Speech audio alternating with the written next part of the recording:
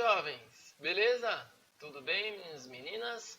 Mais uma aula de física, tema da aula de hoje, Teorema da Energia Potencial, aula 31 e 32 da apostila de vocês. Objetivos então da aula de hoje, vou apresentar para vocês a relação matemática, a definição matemática da energia potencial gravitacional e elástica e o teorema da energia potencial. Antes da gente começar, vamos lembrar aí o que a gente viu nas últimas aulas. Então a gente definiu aí a equação para o trabalho, né? Trabalho realizado por uma força, que vai ser igual a força vezes o deslocamento, vezes o cosseno do ângulo entre a força e o deslocamento. Definimos também a equação para potência, a relação entre energia transformada ou transferida e o tempo que demorou para essa transformação ou transferência. Definimos a equação para a energia cinética, aquela forma de energia que está ligado ao movimento, à velocidade, e também falamos aí do teorema da energia cinética. O teorema da energia cinética relaciona o trabalho com a variação da energia cinética. E esse teorema nada mais é do que uma outra forma para determinar o trabalho aí realizado, né? Então a partir dessa definição, a gente pode entender então que tem algumas formas aí para determinar o trabalho. Então a gente pode determinar o trabalho através da equação força vezes deslocamento. Em algumas situações a gente nem leva em consideração ou não apresenta explicitamente o cosseno, né? Quando a força é constante, então a gente pode usar força vezes o deslocamento, essa equação aí. Em algumas situações, por exemplo, quando a força é variável, a gente pode usar a área de um gráfico, desde que esse gráfico seja o gráfico de força por deslocamento. E também, claro, agora com o teorema da energia cinética, podemos dizer que o trabalho é igual à energia cinética final menos a energia cinética inicial. Isso tudo a gente já viu, já discutimos, já falamos sobre. Vamos falar então da energia potencial. A energia potencial aí, a gente vai dividir em dois tipos, né? A energia potencial gravitacional e a energia potencial elástica. Primeiro, a energia potencial gravitacional, que tem a ver aí com a altura do meu objeto em relação a uma referência. Essa energia gravitacional depende da altura em que esse objeto está em relação à referência e da massa desse objeto também, né? Claro que se eu tenho um objeto com a massa maior e coloco ele pendurado, por exemplo, em algum lugar, esse objeto vai ter uma energia potencial maior do que um outro objeto na mesma posição, só que com a massa menor. Do mesmo modo, objetos de massas iguais, mas em alturas diferentes, vão ter energias potenciais gravitacionais diferentes. Quanto maior a massa, maior essa energia potencial. Quanto maior a altura em relação ao referencial, também maior a energia potencial gravitacional. Uma tabelinha aqui para a gente lembrar das unidades. Nenhuma novidade, né? Toda a forma de energia em joules. E aí as outras grandezas, né? A massa em quilogramas, a aceleração da gravidade local em metros por segundo ao quadrado e minha altura em metros. Aqui um exemplo bem facinho, bem simples para a gente praticar a aplicação da equação. Então eu quero saber a altura que um objeto consegue atingir se por um acaso tiver disponível 20 kJ de energia. Então eu vou usar a equação de energia potencial, mas o que eu quero descobrir é minha altura. Eu tenho a massa já no sistema internacional, a aceleração da gravidade, e a minha energia potencial, 20 kJ ou 20.000 joules. Substituo aqui na equação de energia potencial, e se eu fizer a álgebra certa, a minha altura 80 metros. Ou seja, com essa energia disponível de 20.000 joules e um objeto com a massa de 25 kg, aqui, dada a aceleração da gravidade local, esse objeto consegue atingir uma altura de 80 metros. Claro, se nenhum pouquinho de energia for desperdiçada ou transformada em outro tipo de energia. A outra energia potencial também, mas energia potencial elástica, que está associado aí à mola, a um elástico, um exemplo que a gente tem aqui, né? Sistema de arco e flecha.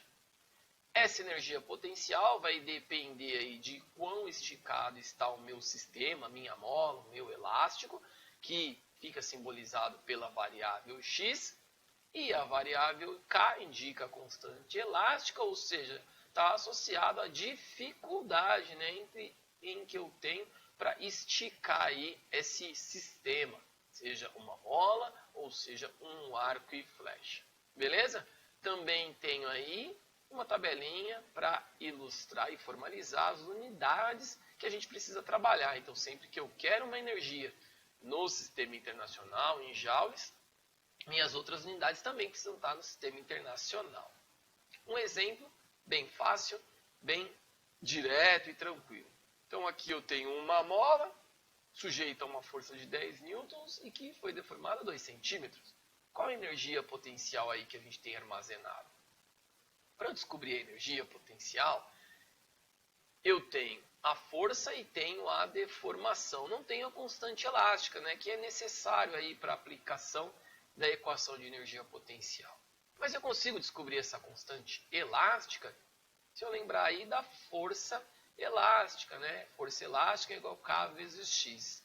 Eu consigo, então, a partir do valor da força e da deformação, que eu estava em centímetros, transformei para metros, eu consigo aí, então, ter um valor da minha constante elástica. Agora, tendo o valor da constante elástica, substituo na equação de energia potencial gravitacional e chego à energia de 0,1 joules. Ou seja, esse sistema, essa mola sujeita a essa força, né, tem uma energia armazenada de 0,1 joules. Beleza? E por último aí, antes da gente falar das tarefas do dia, vamos falar do teorema da energia potencial. O teorema da energia potencial relaciona o trabalho realizado com a diferença, né, entre energia potencial inicial e final. Então ele tem uma singela diferença entre o teorema da energia cinética. O teorema da energia cinética é a energia cinética final menos inicial. Aqui o trabalho de energia potencial é dado pela diferença entre a energia inicial e a energia final. A gente também pode escrever em função da variação, né, mas a gente tem que incluir aí esse sinal negativo. Então a gente pode dizer também que o trabalho da energia potencial é igual menos a variação dessa energia potencial. Lembrando que aí eu posso ter como ilustrado na tela, né, uma energia potencial inicial, numa posição inicial, e uma energia potencial final relacionada a uma posição final. Se a gente está falando de energia potencial, por exemplo, gravitacional, o meu resultado pode indicar o seguinte: se o meu trabalho realizado for maior que zero, o meu trabalho é espontâneo. Naturalmente, vamos dizer assim, esse deslocamento vai acontecer, que é quando a energia potencial inicial é maior do que a energia potencial final, né? Ele está numa posição maior e vai para uma posição menor. Já se eu tenho aí um trabalho menor do que zero, a gente diz que o trabalho é forçado. Quando, por exemplo, o objeto está numa posição menor e eu quero que ele suba, eu vou ter aí um trabalho menor que zero, um trabalho negativo. Beleza? Vamos às tarefas, então, meninos e meninas. E aí, meninos, então, vamos às tarefas aqui. Primeira tarefa, né? Tem um halterofilista, levanta aí seu halter e arremessa depois dele em direção ao chão. A pergunta é: como calcular o trabalho da força-peso durante um deslocamento vertical entre dois pontos, né? Então, aqui vamos fazer um esboço aqui da situação. Eu tenho aqui o chão e aí eu tenho um ponto A aqui em cima e um ponto B por aqui.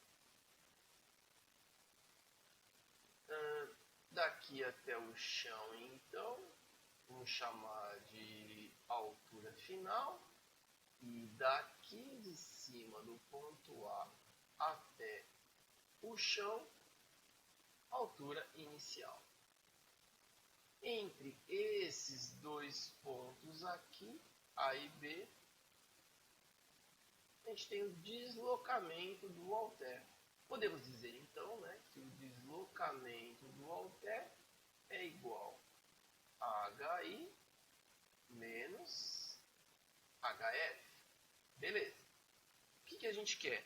A gente quer o trabalho da força-peso, certo? O trabalho da força-peso é igual o peso vezes o deslocamento vezes o cosseno do ângulo entre a força e o deslocamento. Aqui a gente tem um ângulo de 0. Cosseno de 0 é 1. Então aqui a gente pode deixar esse 1 aqui, certo? Mas, vamos continuar aqui então. Quem que vai ser o trabalho da força-peso? Quem que é o peso? M vezes G vezes o deslocamento. Mas o deslocamento a gente pode reescrever como HI menos HF. Portanto, o meu trabalho da força-peso vai ser M vezes G HI menos HF. Posso fazer uma álgebra aqui e reescrever assim, né, que o trabalho da força-peso é mg HI menos mg HF. Vale a pena lembrar que energia, vou colocar aqui, ó, energia potencial gravitacional é mgh, né?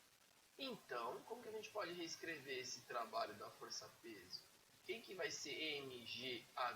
Vai ser a energia potencial inicial menos a energia potencial final. Com os dados que a gente tem, a gente consegue chegar até esse ponto para reescrever aí o trabalho em função da diferença das energias potenciais. Beleza? Vamos para a próxima. Próxima tarefa, então. Tarefa número 2. Vamos colocar ela na tela e tentar resolver. Nessa tarefa aqui a gente tem uma grua e a proposta é, vamos calcular o trabalho a partir de duas trajetórias, né? Item A. O trabalho partindo da trajetória, vamos dizer, através da trajetória ABC, e depois no item B ele quer o trabalho segundo a trajetória AC. Beleza, então vamos lá. Item A. O trabalho segundo a trajetória ABC vai ser igual à soma do trabalho de AB mais o trabalho BC. O trabalho AB está fácil. Sabe por quê que o trabalho AB está fácil? Porque no trabalho AB a gente tem força, peso na vertical e deslocamento na horizontal. Então tem um ângulo formado aqui de 90 graus. Quando entre força e deslocamento tem um ângulo de 90 graus, o trabalho é zero. Ou seja, o meu trabalho ABC vai ser igual ao trabalho BC. E como é que eu faço para calcular o trabalho BC? Vai ser a força P vezes o deslocamento de B até C vezes o cosseno do ângulo aí entre a força e o deslocamento. Perfeito? Nesse caso aqui, o cosseno entre força e deslocamento é 1, porque o ângulo é 0. Então, eu tenho que esse valor aqui é 1, né? Portanto, o meu trabalho de ABC vai ser igual a força-peso, a massa ali é 5 toneladas, ou seja, 5.000 quilos vezes 10, 50.000 newtons. Então, eu vou ter uma força de 50.000 newtons vezes um deslocamento de 9 metros, que é o deslocamento de B até C. Então, meu trabalho segundo a trajetória ABC, 450.000 joules. Beleza. Agora vamos fazer o trabalho segundo aí a trajetória. Vamos usar o verde aqui.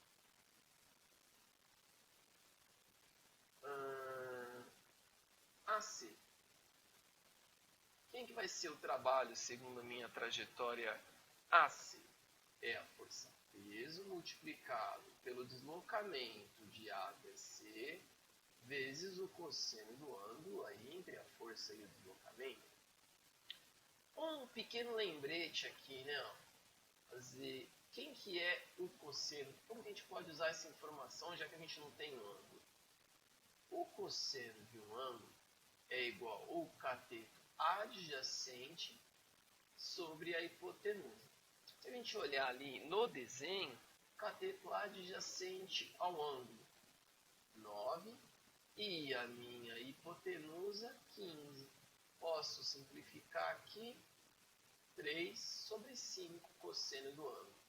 Então, o meu trabalho de A até C vai ser a mesma força, né? 50.000 newtons vezes o deslocamento de A até C, 15 metros, vezes o cosseno, 3 sobre 5. A gente pode simplificar aqui, não. Aqui vai dar 1, aqui dá 3. Então, o meu trabalho de A até C, 3 vezes 3, 9, vezes 50.000, também 450.000 joules. E significa o que, senhoras e senhores?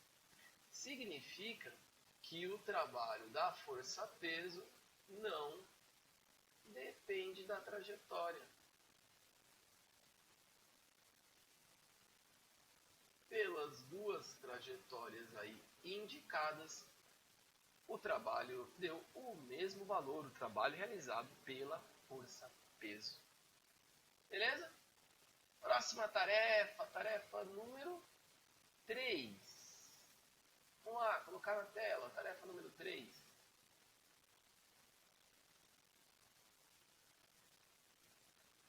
A tarefa número 3, de maneira resumida aqui na tela, né, indica o comportamento da força em função da deformação de uma mola naquele joguinho lá de pimbolim, não é de pimbolim, de fliperama, né? Lançamento da bola. O que ele quer saber aqui? O trabalho, né? O trabalho realizado pela força elástica. Então vamos lá. Vamos lembrar aqui uma forma de calcular o trabalho. O trabalho é igual à área do gráfico. A gente tem uma força variável, né? Então a gente tem um gráfico de força por deslocamento, o trabalho vai ser igual à área do gráfico. Nesse caso, a figura formada pelo gráfico é um triângulo. Então, a minha área vai ser base vezes altura dividido por 2. A base aqui está no eixo horizontal, indicado pela variável x. A minha altura no eixo da vertical é a força elástica, mas vamos lembrar que força elástica é dada por K vezes x, constante elástica, vezes a deformação da mola. Eu posso reescrever então esse trabalho como K vezes x sobre 2. Lembrando que energia potencial elástica, né, também tem essa definição, kx² sobre 2. Então, a gente pode indicar que o trabalho aí da energia potencial elástica, a partir do teorema da energia potencial é a energia potencial inicial menos a energia potencial final. Mas a energia potencial final, se eu indicar aqui como um x igual a zero, ou seja, quando a minha mola aí volta para a posição natural, eu vou ter uma energia potencial igual a zero. Portanto, eu tenho que a minha energia potencial elástica, o trabalho realizado pela energia potencial elástica é igual à energia potencial elástica inicial, meninos e meninas. E por último, mas não menos importante, a gente tem aí a tarefa número 4. Tarefa número 4 é bem simples. Tem um texto aí indicando também com mais propriedade as informações, de maneira resumida, o que indica? Se as lentes aí do Hubble tiverem um problema, ou se a gente precisar solucionar um problema, que é lixando a lente, né, a gente pode lixar a lente através de dois métodos, processo 1 e processo 2. E a pergunta do item A é: qual dos processos o trabalho realizado é maior, no processo 1 ou no processo 2? A gente pode perceber aqui que se o lixamento, vamos dizer assim, for executado através do processo 2, o deslocamento da lixa vai ser maior. Se o deslocamento da lixa vai ser maior, o trabalho no processo 2 vai ser maior. Certo? Então, no processo 2, teremos um maior trabalho realizado no processo 2. O trabalho é maior em função de um deslocamento maior.